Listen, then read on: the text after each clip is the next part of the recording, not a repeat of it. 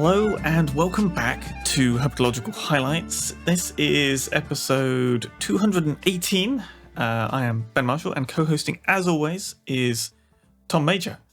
And this week we have I don't know, what's the best way to summarize this? A sort of deep dive into the foraging and habits of sleepy lizards, basically.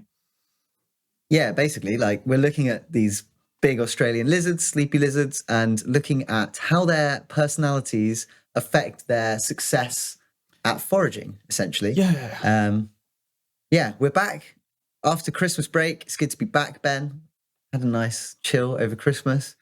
But yeah, we're back talking about these sleepy lizards. And yeah, I guess we'll just get straight into it. This is a paper by Spiegel, Michelangeli, Sinn, Payne, Klein, Kirkpatrick, Harbusch, Sih, 2024. Resource manipulation reveals interactive phenotype-dependent foraging in free-ranging lizards, published in the Journal of Animal Ecology. So big journal. I think that's neat. sort of hinting right at what makes this paper really impressive. You've got a wild population combined with experimental manipulation, which is kind of really hard to pull off, I think, is probably the best way of summarizing that, right? Like, it's one thing going out and finding animals consistently or tracking animals and sort of observing them and coming up with some sort of correlative pattern of how they're using the landscape or how they're foraging. To go out there, do that, but also actively manipulate the environment in a way that allows you to sort of test for different sort of scenarios or setups is a whole nother level. Yeah, I think it's so impressive because, like you say, not only have they got really good data on tracking lizards, but they've also managed to find a way to actually make them do the things they want to do. Like, right. I was trying to imagine a way that you'd do this with snakes, and I just don't know that they'd be similarly motivated to behave in a way that you could measure. The closest I can think of is that I think there's a Wasco paper from like the mid-2000s where they I think they either supplementarily fed or supplementarily hydrated the snakes, but that wasn't, we'll leave some extra resources out and the snakes will use them how they will. That was finding the snakes that they were tracking and making sure they got another meal, or making sure they were extra hydrated in a more forceful manner, shall we say. Yeah, so this paper is essentially looking at how individual behavioral traits, so the sort of personalities of these lizards, affect their success in foraging. So how does lizard personality affect how many tomatoes sleepy lizards can get? So these sleepy lizards, Tolica rugosa, they are the same genus as the famous blue-tongued skinks, and they are in fact themselves blue-tongued skinks. They have blue tongues. They're just kind of the more sort of chunky, they look very rough. Hence the name rugosa, just means rough. And they have a lot of common names. You know, being from Australia, Australians tend to have given their animals funny and comical common names. This one, we're calling them sleepy lizards. In the paper, they call them sleepy lizards. They're also known as shingleback lizards, bobtails, pinecone lizards, boggies, double-headed lizards, and stumpy lizards. So pick your favourite. Yeah, they've got. I quite like shingleback skink, which wasn't an option I just presented there, but that's got like some nice alliteration, and they do have quite shingly backs. I mean, they're just these rough things, and they don't really have. I think that's another advantage of studying these things is they obviously do have some predators, but they don't seem to have like much of a concern about being eaten by stuff. From the sounds of it, they're quite seldom eaten. At least once they're full size, I think they're kind of just bowling around the countryside at will, just doing their thing. To be fair to them, they do look like quite a tough meal, regardless of what form of predator you are. I mean, that's difficult to unwrap, I would say. Yeah, they're just covered in these massive, presumably quite solid scales. And, you know, they do that... presumably, I don't think we've read anything specifically about these, but they presumably do that tongue, the dimatic display they call it, where they wait till the very last second and then flash the tongue, and a bird is like, what the hell is that? Right at the last second. I saw on social media that, I think it's the Whiting Lab, are doing I hope I've said the right lab, if not I apologize, but there's a project ongoing with robotic skinks trying to untangle how that display works. So I think they have some robotic skinks that can flash a blue tongue, and they're like leaving them out, I assume, and showing them to birds in some way. So and then I'm varying hopeful that we'll how get to see- the tongue is deployed, presumably.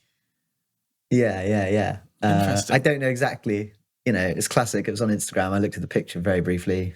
But yeah, it looks like something that we'd be interested in. So hopefully that goes well, and we'll be able to see some robotic well up to skinks. hear some findings about robotic skinks. I mean, we absolutely loved the robotic toad paper manipulation. That was great fun. I just want to know what I have to do to get my hands on one of these robotic reptiles or amphibians. Like, who do I have to pay?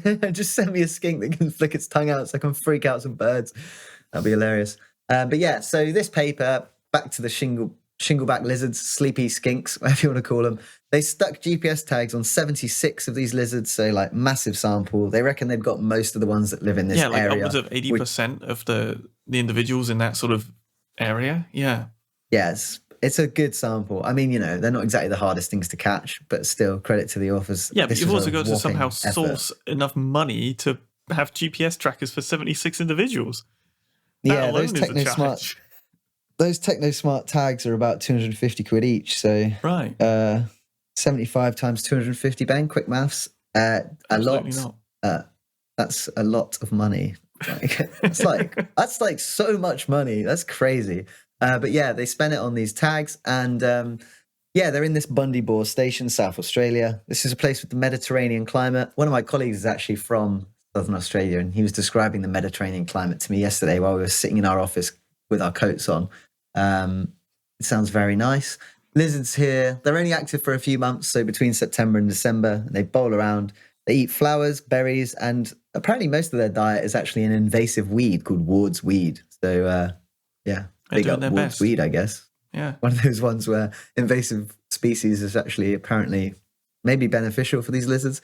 Maybe.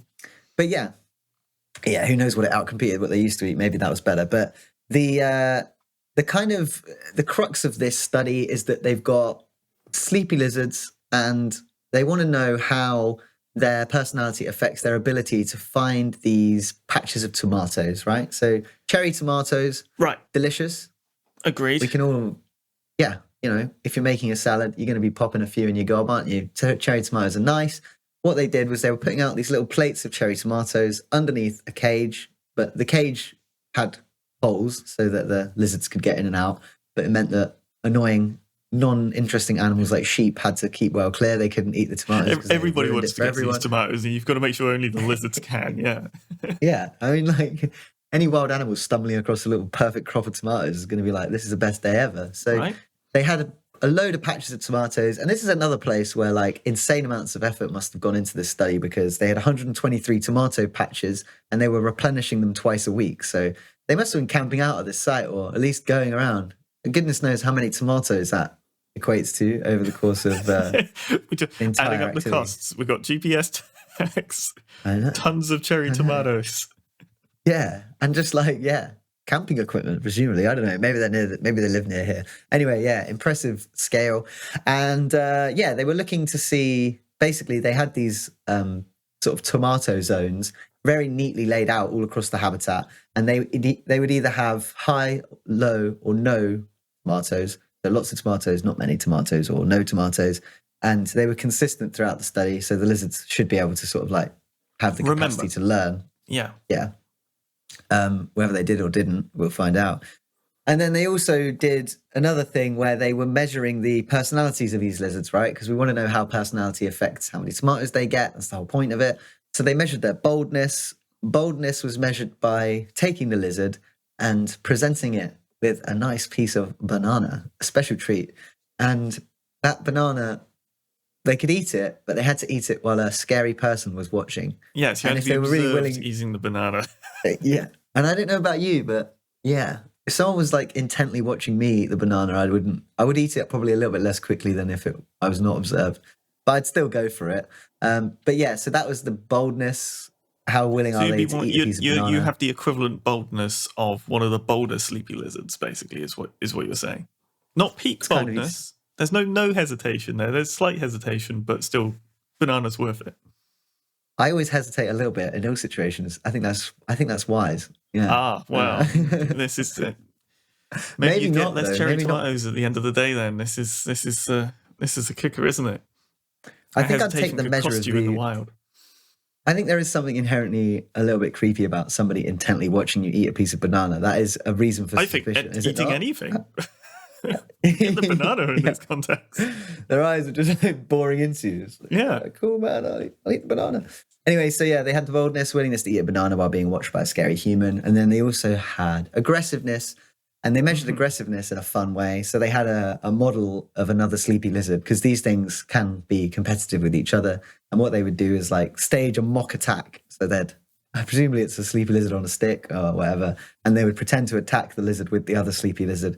And depending on how aggressively it reacted, if it was cowed by that, cowardly lizard, not aggressive. But if it went absolutely mental and started trying to attack the other lizard, then well, that's an aggressive sleepy lizard. Right.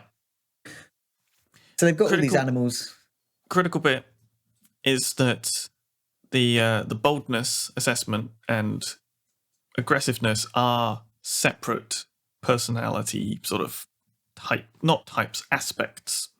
So there wasn't a 1-to-1 ratio. More bold lizards tended to be more aggressive. You could have an aggressive shy lizard, and you could have a very bold aggressive lizard, but also a very bold unaggressive lizard. So they are separate personality traits. They're not sort of co-correlating. It's funny, isn't it? Because on the face of it, you'd think boldness and aggressiveness were quite tied together, but there was like virtually no correlation between them and these lizards. I mean, some of them were both, some of them were neither. Well, I think it's also it speaks to how these any behavioral trait is going to be this sort of weird summation of a lot of other stuff, right? There's no such thing as a trait. So it's always going to be this, how you're interpreting it in a sort of weird mishmash of like other behaviors forming something that we're happy to call boldness or whatever. But it's in some ways it's not that surprising, but in other ways it is quite surprising. Yeah, and there's always like if you can measure a trait, there's always a line where you've got there will always be some at the maximum. There'll always be some at the minimum. Most of them probably fall somewhere in the center, I guess. So yeah, they were basically trying to work out how many tomatoes these lizards were eating. They had some camera traps out and about looking at these patches, and they also were measuring the sort of home range sizes and a bunch of other stuff. Like we said, a lot went into this, but I think we can really just get stuck into the results and it'll all become clear. Yeah, I think it's sort of important to sort of highlight that they knew all these individuals. They had the camera trap stuff so they could basically keep track of how many tomatoes were eaten by which individuals at which sites and how long they took to eat them, how many tomatoes were eaten, that sort of, the sort of tomato metadata being generated from the camera traps. And then the GPS gives you all that movement stuff. It gives you the home range stuff. It gives you possibly interactions with other lizards and all sorts of that.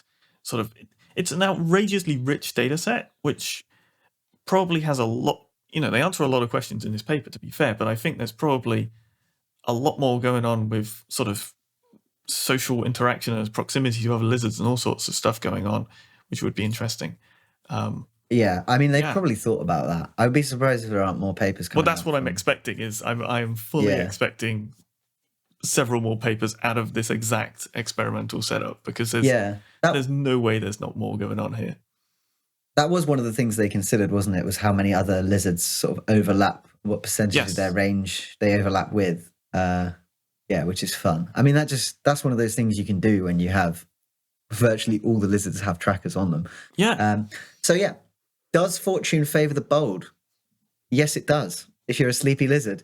So the bolder lizards actually ate the most tomatoes because they made the most frequent visits to the tomato patches. And when they were at the tomato patches, they consumed a greater proportion of the tomatoes that were there. So they weren't shy. They didn't waste any time. They just ate the tomatoes freely when they found them.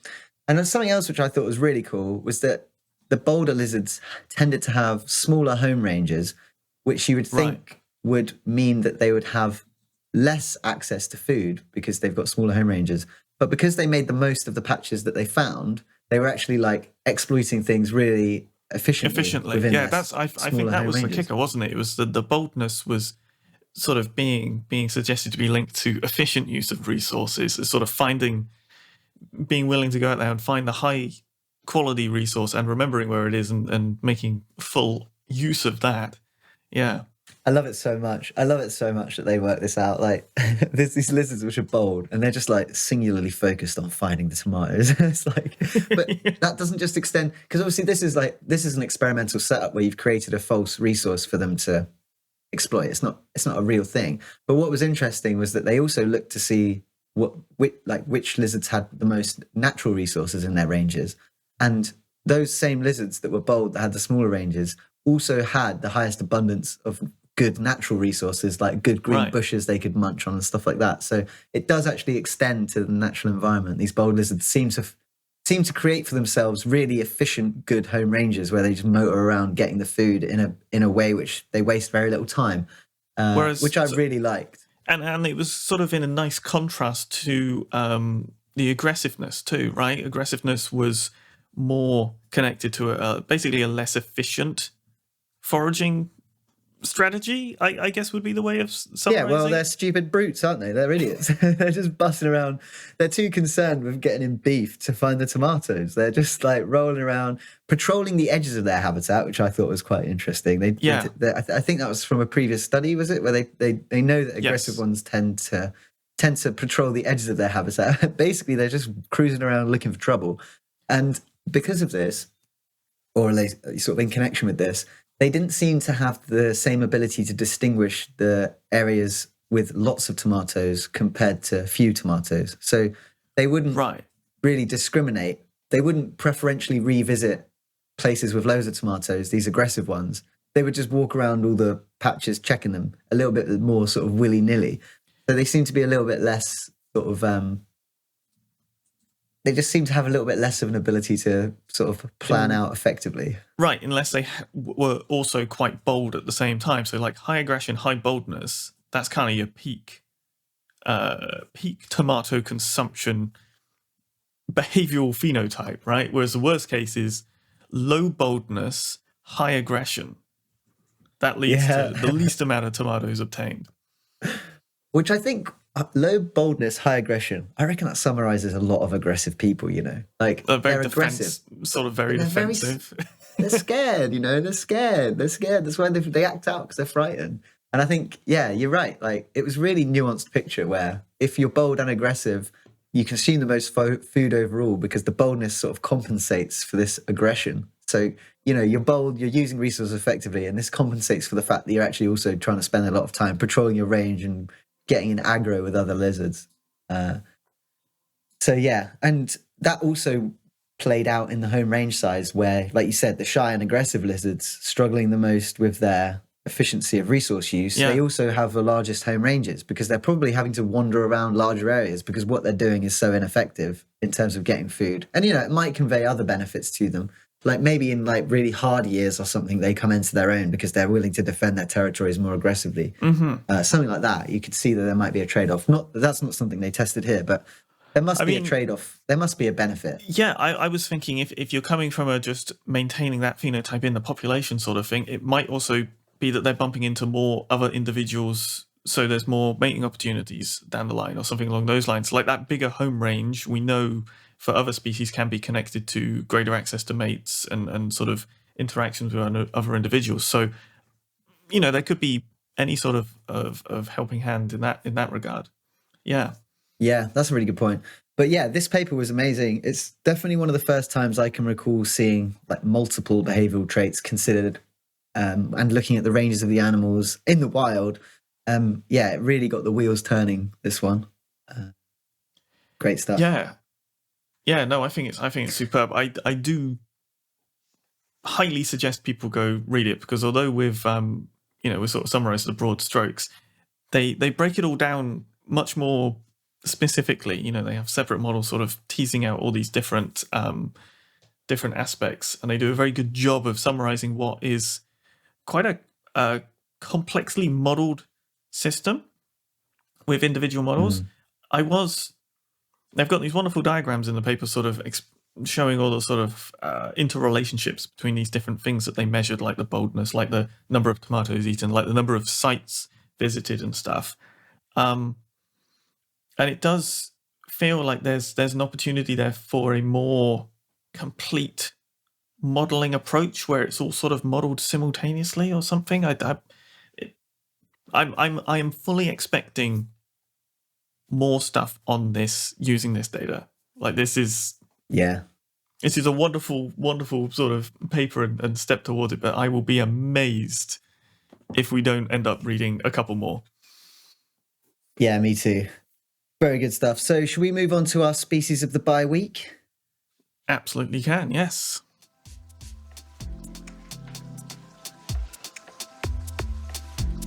Okay, so this one is by Tang, Sun, Liu, Lao, Yu, and Du. New species of cascade frog from central Yunnan, China. Where was this one published? Zoological Letters. So, new species of cascade frog, the genus Amalops. What should we start with? Should we start with how this little creature looks?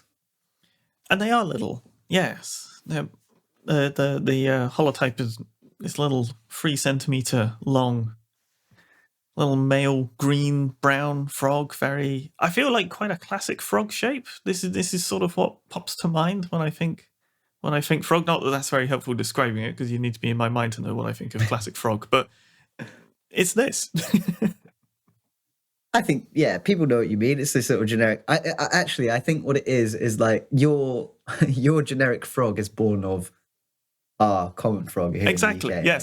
Yes, that would be the way of someone else's common frog, not necessarily the common frog, could be quite different.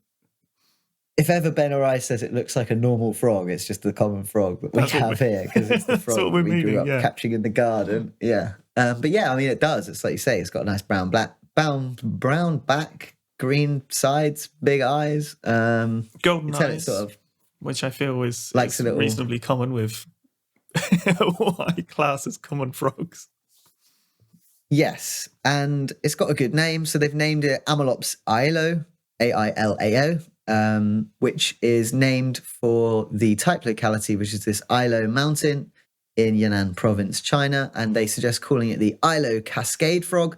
I won't try the Chinese name, but there is one. And yeah, it's just I feel like we've had a nice new frog. Cascade frogs. I feel like they are a rapidly being split species complex. Yeah, I think got a right. Yeah, mitochondrial caveat though. This one, right? Oh, has it? I don't know. Is there a bit of a sketchy? Is the genetic data not particularly compelling? I mean, I don't think I'd go so far as that, but I believe it's only mitochondrial DNA that was examined. But then I don't know my genes as well as you. 16S. Yeah, that's a mitochondrial one. Yeah, site B is mitochondrial, right? Yeah. And what is that? COI, which is not what I'm familiar with. I think that's mitochondrial too. Yeah. So we always say this now, that like without nuclear DNA, some people would say this is a bit shaky now. I mean, I wouldn't go so far as to say that. I think there's a lot of justification in having this. This is a species which seems to be isolated on a mountain, probably. So that is a good indication of things being probably unique. And they did have some morphological data, which they show is significantly different than the closest related species, which is Ailao autorum. You've got a lot of sort of ecological evidence going for it. It's not just the mitochondrial stuff, but no. Yeah.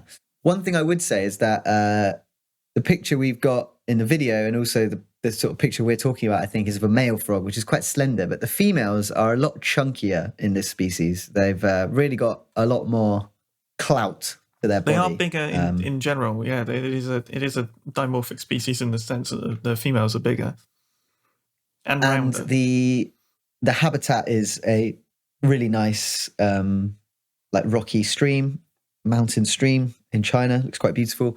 Cascade frogs, are these ones which is this making a noise, or are they waving at each other? Because cascades tend to be quite loud. Maybe we don't know, but I think it is a thing that cascade frogs tend to be have waivers alternatives sometimes. to overcome the loud environment they're living in. Yes, I don't know. I don't remember reading anything about the calls in this paper at all. They don't mention the calls at all, so don't know. So question mark there. Yeah. So yeah, I mean, you know, it's just been described. We probably don't really know anything about it at all, to be fair. But no, a nice new species. Only found in Mount Ilo, so if you want to see it, you have to go there. There are now 20 Amelops species known from Yunnan, China, so that's pretty mental. They're really exploding. Like you said, we've had quite a few cascade frogs, so yeah. Welcome to science, genus Amelops, species Ilo. Have we got any other business this week, Ben? I have one very brief bit of other business that I won't get into in any great detail. Is we have a new paper out on wildlife trade stuff. So big authorship team sort of putting out basically a paper that does its best at summarizing the past 20 years worth of, or 22 years, I think, of US import, wildlife import data that has something like 30,000 species in it. It's a huge amount of data. It's not as clean as you'd want it to be. So we've done our sort of best job we can getting that reasonably shipshape so other people can use it. And that's really the sort of motivation behind getting this paper out was to so other people can get access to this data set and use it as they see fit. Has some gaps, has some issues in places, but in a lot of ways it's better than being completely blind when it comes to a lot of wildlife trade stuff. So it's a step forward in that direction. Great. Yeah, that's kind of all I really wanted to say on it, is that it's there, and if people care about wildlife trade, there it is. Cool. Well, congratulations. And yeah, I think that sounds like a really good resource. I think, yeah, quite a few people tend to do dissertations and things on that kind of stuff. So I'm sure that you'll find people are using that. There is so much to look at it. And I think that's kind of one of the weaker parts of the paper, is because there's so much of the data cleaning and sort of trying to sort of sort out weird misspellings or species names being updated or synonymized or split or whatever. We had to take quite a hands-off, reasonably automated, process for it, because you can't go through 30,000 species by hand unless you've got all the time to go through 30,000 species by hand. And it's not just for that's 30,000 species at the end of the day. That's not how many spellings and names you're dealing with at the beginning.